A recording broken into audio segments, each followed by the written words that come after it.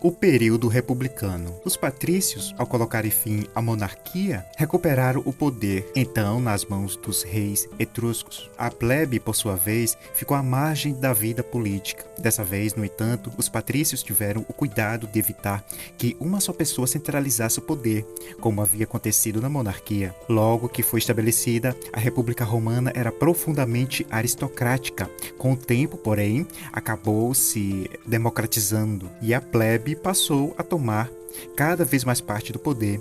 No final do período, o regime romano chegou a se aproximar de uma república democrática nos moldes da que existia em Atenas. As instituições políticas. Pelas instituições políticas é possível perceber que o regime republicano de Roma foi o resultado da mistura de elementos monárquicos, magistraturas, aristocráticos, o Senado, e democráticos, as assembleias. As magistraturas. Os magistrados, em geral patrícios, eram responsáveis pelo comando da cidade. A Assembleia Centuriata os elegia, com exceção do censor, para um mandato de 1 ano. Eles se dividiam em cônsules. Eram 2 magistrados principais com poder equivalente ao dos antigos reis. A eles cabia comandar o exército, convocar o Senado e presidir os cultos públicos. Em época de calamidade, revolta da plebe ou campanha militar desastrosa, o Senado indicava um ditador com poder absoluto e limitado a 6 meses.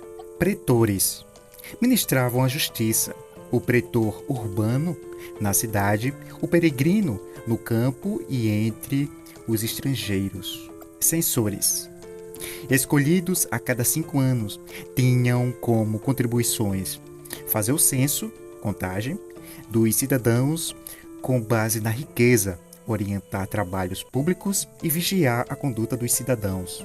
Questores administravam o tesouro depositado no templo de Saturno e davam orientação financeira aos cônsules em campanhas militares. Tribunos da plebe eram 10 magistrados. A instituição do cargo de tribuno da plebe ocorreu por pressão dos plebeus, que exigiam reformas sociais.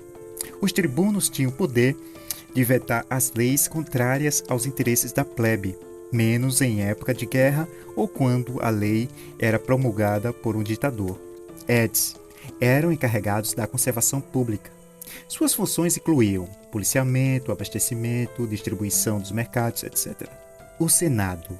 No período inicial da República, os chefes das grandes famílias compunham o Senado. Seus membros passaram depois a ser recrutados entre antigos magistrados, com base no álbum senatorial, uma lista preparada pelos censores. Havia 100 senadores no começo, um número que depois se elevou para 300. O cargo de senador era vitalício. Entre outras funções, os senadores deviam zelar pela tradição e pela religião, supervisionar as finanças públicas, conduzir a política externa, administrar as províncias, dar seu parecer sobre a escolha de um ditador, autorizar ou não a concessão das honras do triunfo aos generais vencedores.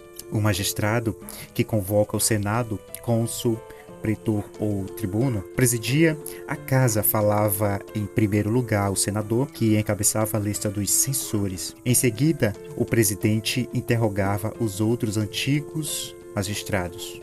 Após ser consultado, o senador saía da sala pela direita, se votasse sim, pela esquerda, se votasse não. A decisão dos senadores, com o tempo, passou a ter força de lei. As assembleias. Havia 2 assembleias importantes no período da República. A Assembleia Centuriata era a mais influente e consistia numa reunião do exército convocada pelo cônsul, realizada no campo de Marte. Os participantes compareciam equipados como se fosse para a guerra. Nessa assembleia, os cidadãos dividiam-se em 5 categorias, de acordo com a riqueza, claro. Essas categorias, por sua vez, subdividiam-se em centúrias, organizadas conforme o armamento de cada um. Cada homem se armava à própria custa. As centúrias mal armadas tinham mais homens para compensar a deficiência de equipamento bélico. Assim, nas centúrias dos patrícios, mais bem armadas, havia menos homens. Como resultado, os patrícios formavam mais centúrias, enquanto a plebe, embora mais numerosa, dividia-se em número menor de centúrias. Como cada centúria valia um voto, os patrícios sempre obtinham maioria na Assembleia Centuriática, que tinha a função de eleger os cônsules, os pretores e os censores.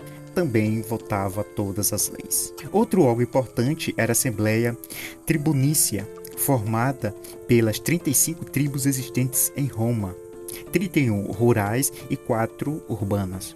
Cada tribo tinha direito a um voto. A decisão não obedecia ao critério de riquezas. A maior democratização, no entanto, não significava mais voz para os plebeus, pois eles, em geral, estavam inscritos nas 4 tribos urbanas, enquanto as camadas sociais mais ricas pertenciam às 31 tribos rurais. A Assembleia Tribunícia também participava da votação das leis.